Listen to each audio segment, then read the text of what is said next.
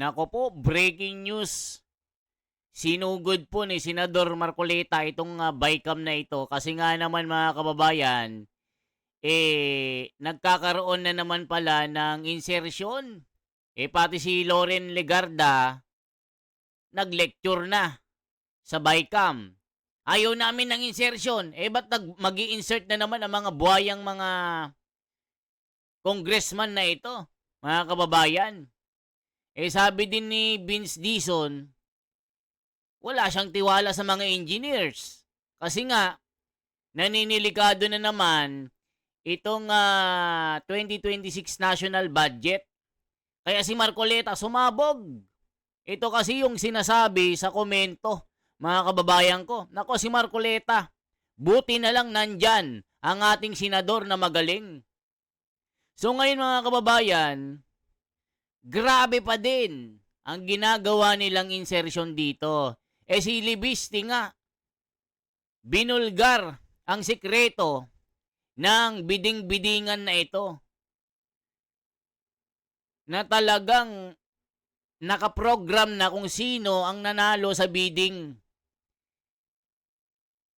Kaya pala itong DPWH, pinababalik yung kinaltas ng Senado na 45 billion, ibalik sa dati ang budget ng DPWH.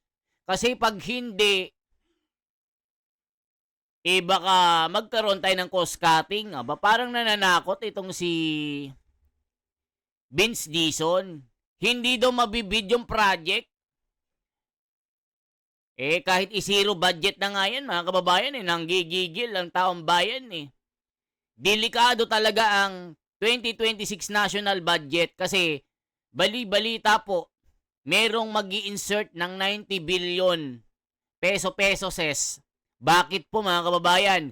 Para ipang budget dito kay Sara Duterte para ma-impeach nila. Ganyan po sila kabangag ngayon mga kababayan.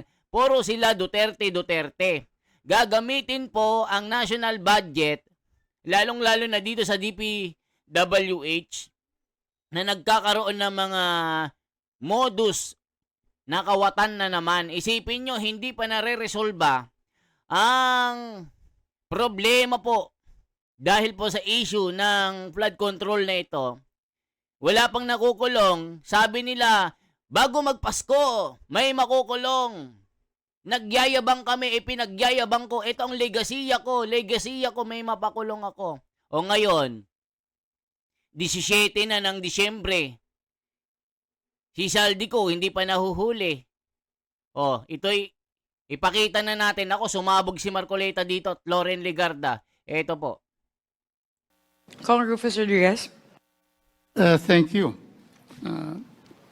Mr. Chairman, Madam Chair, Mindanao is the second largest island in the Philippines with 26 million population.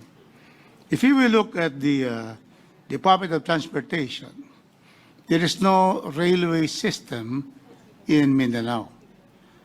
We can recall that during the time of President Duterte, there was already a feasibility study, everything was ready for phase 1 of the Mindanao railway system, which is from Tagum, Davao City, and then Digos. May we know the status of that because it was a very long project study. We spent so much for that, and may we know why there has been no implementation of this, the first railway project in Mindanao. Because in Luzon, you can see here, there is a North Rail, there is a South Rail, there is an East Rail, there is a West Rail, no single inch of rail in Mindanao. According to the agency, to DOTR, the funder of Mindanao Rail backed out, or I think maybe backed out is the wrong term, but there was a mutual agreement not to pursue the loan program. This is according to the DOTR. But in 2025, they allocated 200 million for the Mindanao Rail project to continue the activities of Mindanao Rail. But of course, 200 million, hindi yung magkakasya to. No? So they're relying on another funder to come in to completely fund the Mindanao Rail. No? But that's still in the pipeline of the DOTR. Unfortunately, nawala po yung original funder. No? I believe it was the China. No? It was China who was supposed to fund Mindanao Rail. So they're looking for other funders for that. No? Okay, juxtaposed with that is the railway, Mindanao Railway System Part 2, Phase 2, which is really from Misamis Oriental to Cagayan de Oro to Laguindingan and then to Iligan.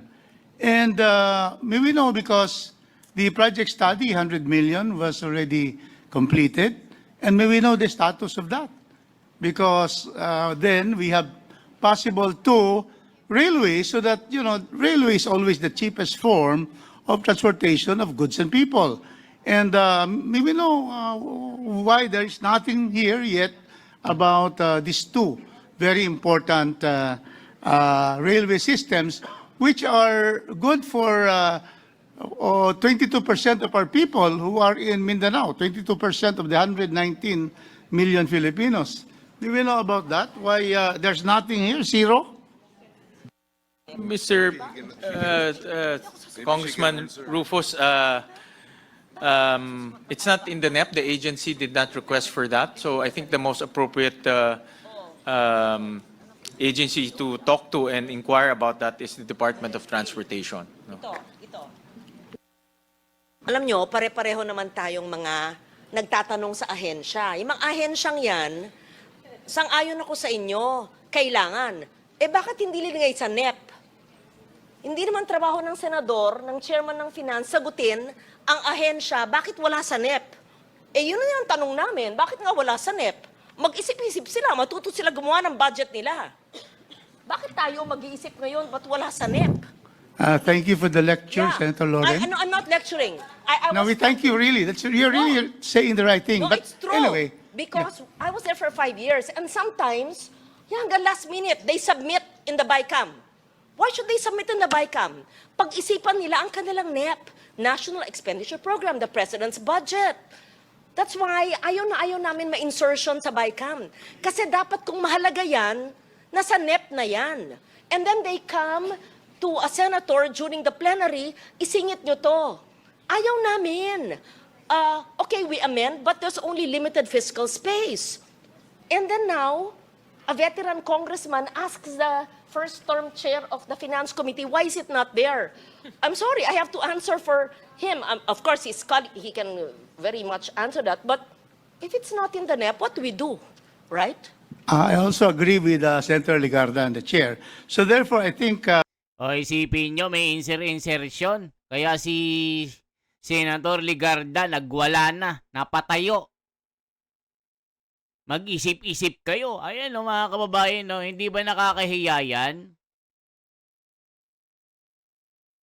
Nanakawin nyo na naman ang budget ng 2026 national budget. Sino kayo? Ang sarap nyong murahin. Ay mga animal ito, mga kababayan.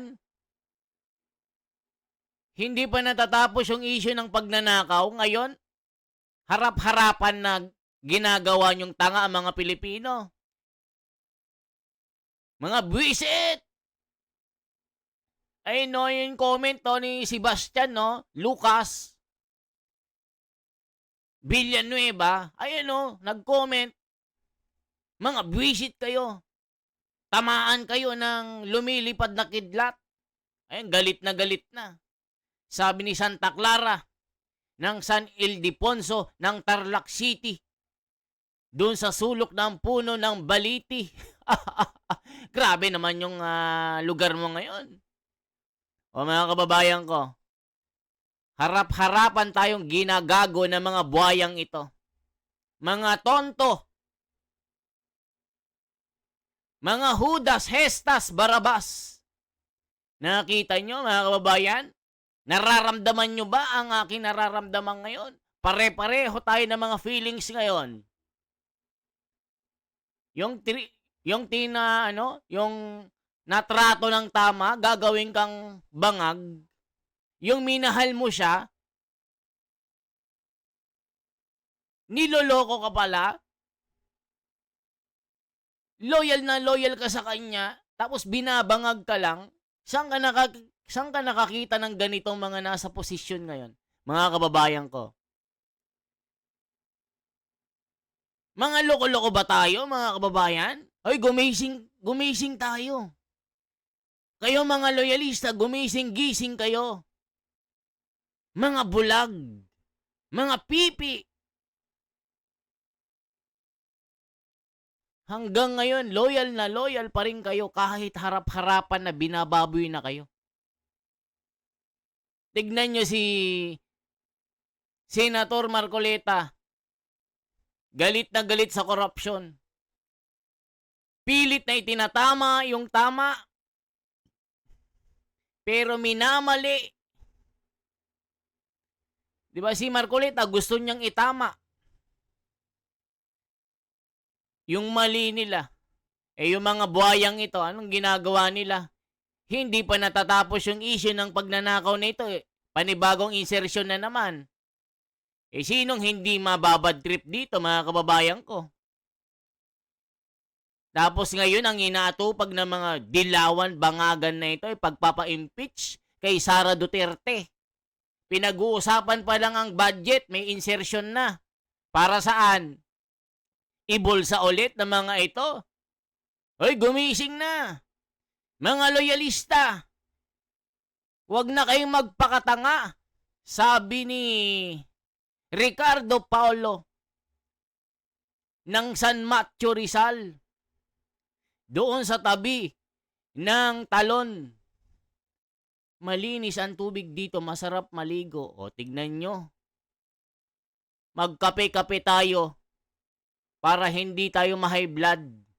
Tamang timpla, tamang lasa. Iinit talaga ang ulo nyo, mga kababayan, sa mga buhayang ito. Nag-uusap pa lang ng budget. Ayan na. Kinukubra na nila. Naku po, nakakaloko na. Secretary Banoy Lopez is listening to us now. The suggestion of our senator is probably in the next cycle for 2027, we should be able to have that. If I may add, after this, let's organize the oversight committee so that walang masama, we are consulted when they do their NEP. Masama ba yun? Hindi.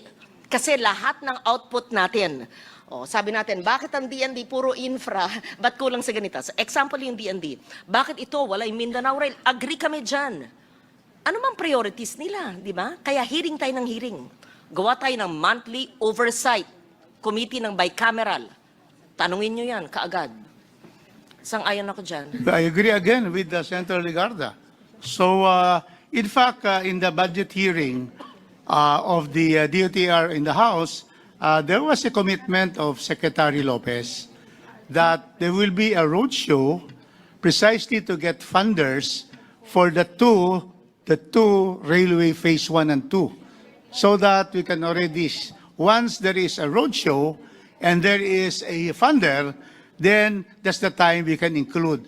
So I would just like to seek the support of all the senators and all the congressmen that the oversight will be created, and we would wish that DOTR would really go into the roadshow for these two projects, so that for the first time, Mindanao will have the two railway systems. So again, my thanks to Senator Gatchalian and Chairman Gatchalian and Chairman Mika Swansing for taking this up, the possibility already of the DOTR probably in the budget of 2027 already include amounts once we have funders already for these two vital, important projects for Mindanao, the railway system. Thank you so much, Chairman. Well, I will try to answer as much as I can, but there are a lot of information that the agency the agency can answer more appropriately. No? But I think as far as I know, it's a question of funder.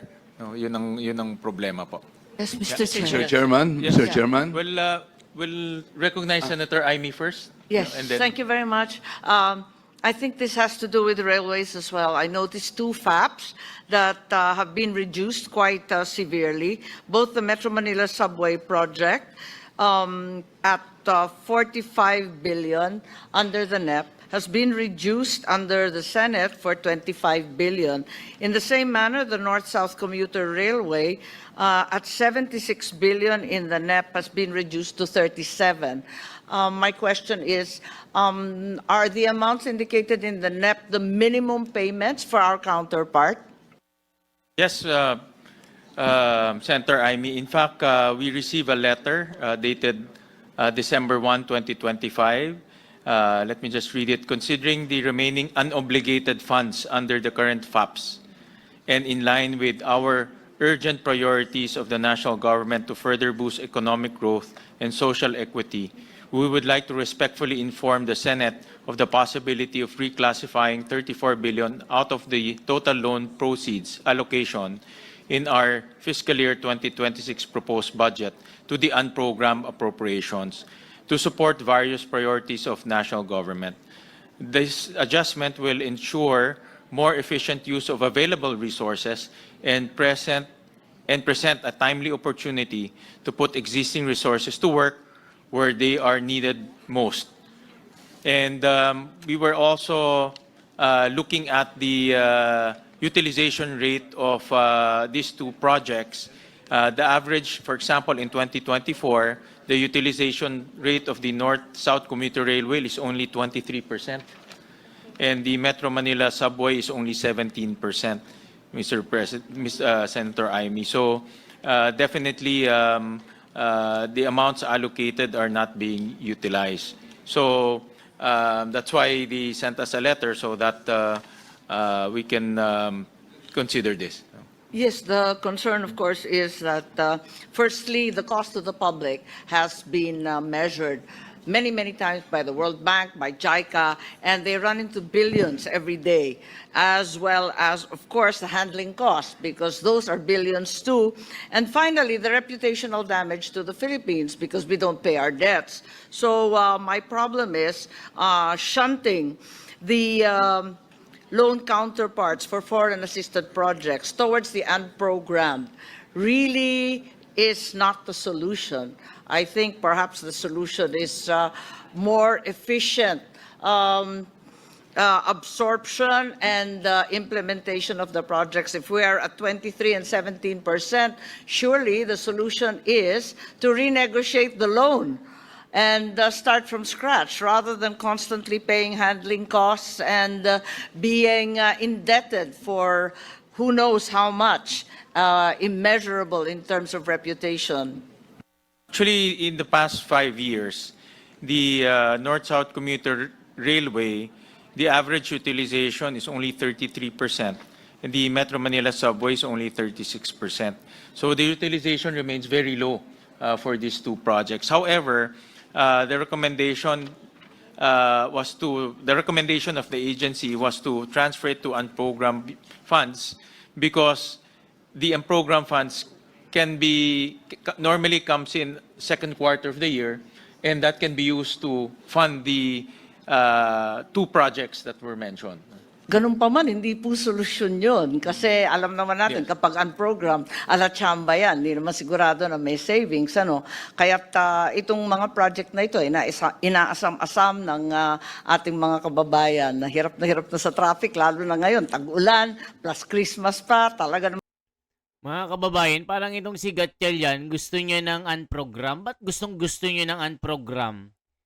Yung wala kayong maliwanag na sureball na project.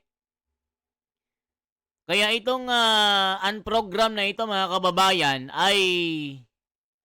ito ay nagiging parang sugal. Na pagka gusto nilang magsugal o kuha tayo dito.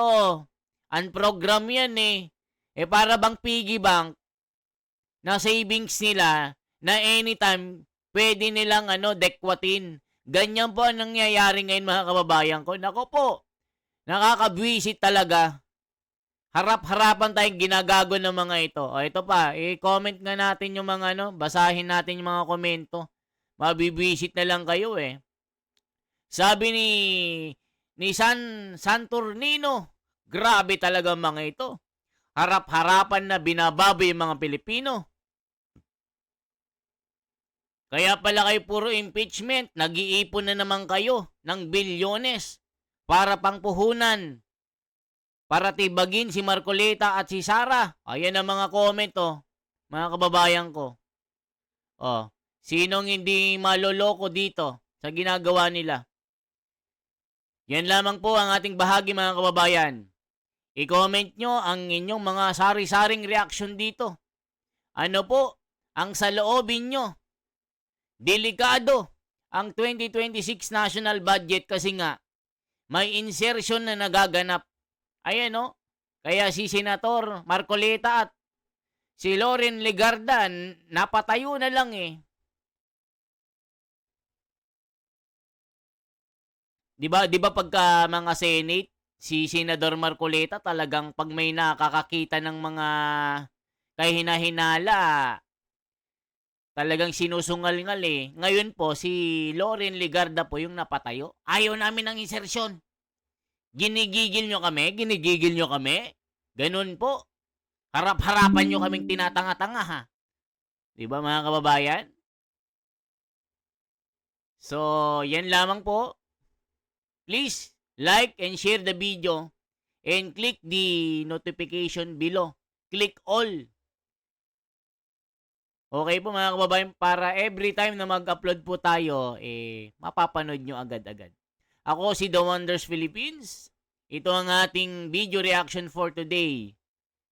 Transparency for a better democracy. Mga kababayan ko, mabuhay. At i-comment nyo kung saang location po kayo. Anong lugar po kayo para makomentan ko kayo isa-isa.